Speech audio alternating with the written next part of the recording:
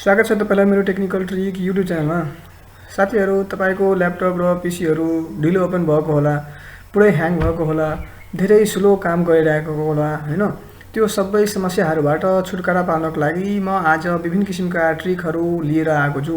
यो ट्रिकहरूबाट तपाईको पीसी र ल्यापटपहरू छिटै नै धेरै छिटो ओपन हुन्छ, सेकेन्डमै ओपन हुन्छ र धेरै फास्ट पनि हुन्छ, ह्याङ पनि हुँदैन, काम पनि धेरै फास्ट गर्छ।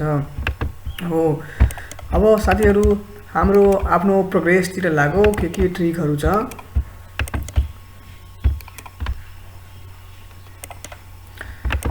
के गर्ने साथीहरू? सबभन्दा पहिला हामी विन्डोज प्लस आर प्रेस गर्ने आफ्नो किबोर्डबाट र यहाँ टाइप गर्ने हामी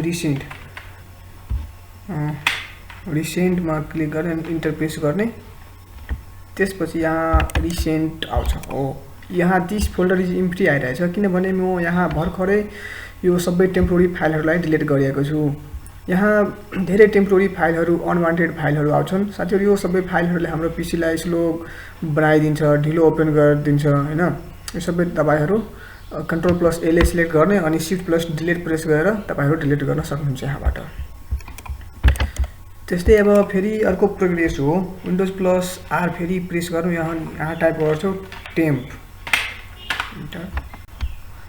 टेम्पोररी फाइल यहाँ एउटा मात्र आइरहेछ। म यो सबैलाई भर्खर डिलिट गरेको थिएँ। डिलिट गरौँ अनि फेरि अब हामी टाइप गर्छौँ विन्डोज प्लस आर अनि यहाँ टाइप गर्छौँ अब %temp। यसलाई कन्ट्रोल प्लस एल सिलेक्ट गरेर शिफ्ट प्लस डिलिट प्रेस गरिदिनु साथीहरू अनि यसमा ओके डिलिट भयो। त्यस्तै अब फेरि अर्को प्रोग्रेस हो साथीहरू, विन्डोज प्लस आर प्रेस गर्ने किबोर्डबाट अनि यहाँ टाइप गर्छौँ PREFETCH प्रिफेच। यहाँ control plus L all select गरेर शिफ्ट प्लस डिलिट प्रेस गरिदिनु होला अनि एस क्यान्सल। कुनै बेला एक दुईवटा फाइलहरू रहिरहन्छ किनभने यो रन भएको अवस्थामा हुन्छ, त्यही भएर। त्यस्तै अब फेरि विन्डोज प्लस आर प्रेस गरेर हामी यहाँ टाइप गर्छौँ ट्रीले के काम गर्छ भन्नाले रिफ्रेस गर्ने काम गर्छ। त्यस्तै अब फेरि रिसाइकल बिनमा राइट क्लिक गरेर इम्प्टी रिसाइकल बिन गरिदिनु होला अनि यसमा क्लिक गरिदिनु होला। यो खाली भइन्छ। अब अर्को प्रोग्रेसतिर लागौँ। दिस पीसीमा गएर हामी यहाँ माथि क्विक एक्सेस हेर्न सक्नुहुन्छ। क्विक एक्सेसमा यहाँ विभिन्न किसिमका फाइलहरू आउँछ, हामीले भर्खर प्रयोग गरिरहेका हैन। त्यो सबैलाई सिलेक्ट गरेर रिमुभ टु क्विक एक्सेस गरिदिनु होला। यो म भर्खर गरेको थिएँ, त्यही भएर यहाँ दिस फोल्डर इज इम्प्टी आइरहेछ। त्यस्तै अब फेरि अर्को प्रोग्रेस चाहिँ फेरि दिस पीसीमा जाने अनि सी ड्राइभमा राइट क्लिक गरेर प्रोपर्टिजमा क्लिक गरिदिनु होला अनि त्यसपछि डिस्क क्लिनअपमा क्लिक गर्नु होला अनि यो डिस्क क्लिनअप हुन्छ। त्यसपछि हामी यहाँ सबैमा अल मार्क गर्नु, टिक लगाउनु, त्यसपछि क्लिन अफ सिस्टम फाइलमा क्लिक गरिदिनु होला। यो हाम्रो सी ड्राइभ क्लिन हुन्छ। यो सी ड्राइभमा भाइरसहरू भएको हुन्छ, टेम्पोररी फाइलहरू हुन्छ नि, त्यो सबै यसले क्लिन गरिदिन्छ अनि हाम्रो पीसीलाई फास्ट बनाइदिने काम गर्छ। यो एकछिन टाइम लिन्छ साथीहरू, तपाईहरु ढुक्क बस्नु होला।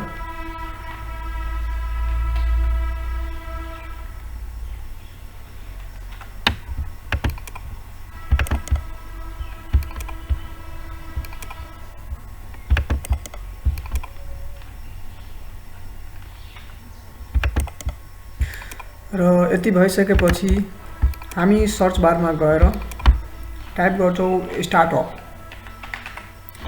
एप्स। स्टार्टअप एपमा क्लिक गरिदिनु होला।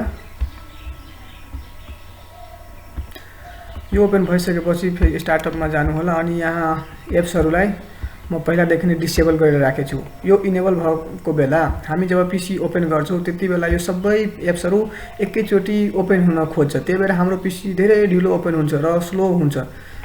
त्यही भएर यो सबैलाई डिसेबल गरिदिनु होला। डिसेबल गर्दाखेरि हाम्रो पीसी मात्र ओपन हुन्छ, यो फाइल्सहरू, एप्सहरू ओपन हुँदैन र विन्डोज सिक्युरिटीलाई चाहिँ ओपन इनेबल गरेर नै राख्नु होला। त्यस्तै अब अर्को प्रोग्रेस फेरि हामी सेटिङमा गएर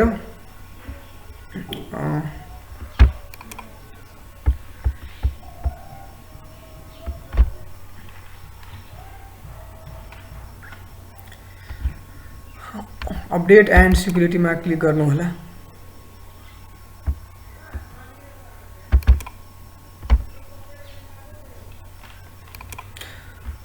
र यो ओपन भइसकेपछि विन्डोज अपडेटमा क्लिक गरेर चेक फर अपडेटमा क्लिक गर्नु होला। अनि त्यसपछि हाम्रो यो विन्डोज अपडेट हुन थाल्छ। टाइममा हाम्रो विन्डोजलाई अपडेट गरिराख्नुपर्छ अनि हाम्रो पीसी फास्ट हुन्छ, स्लो हुँदैन। मैले यो विन्डोजलाई भर्खर अपडेट गरेर राखेको थिएँ, त्यही भएर यहाँ टिक लागेछ, यो अपडेट भइसकेछ। त्यस्तै अब अर्को प्रोग्रेस हो, फेरि हामी सर्च बारमा गएर डिफ्रेगमेन्ट टाइप गर्नु होला। यहाँ माथि आयो डिफ्रेगमेन्ट एन्ड अप्टिमाइज ड्राइभ्स, यसमा क्लिक गर्नु।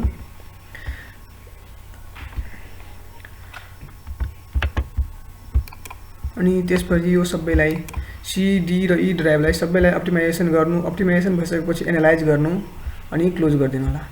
म यसलाई पहिलादेखि नै अप्टिमाइजेसन गरेर राखेको थिएँ, तपाईहरु पनि अप्टिमाइजेसन गर्नु। यसले पीसीलाई फास्ट गर्ने मद्दत गर्छ। यति थियो आजको हाम्रो यो पीसीलाई फास्ट बनाउने ट्रिक। तपाईहरुलाई यो भिडियो राम्रो लाग्यो भने please like, subscribe and share गरिदिनु होला। धन्यवाद।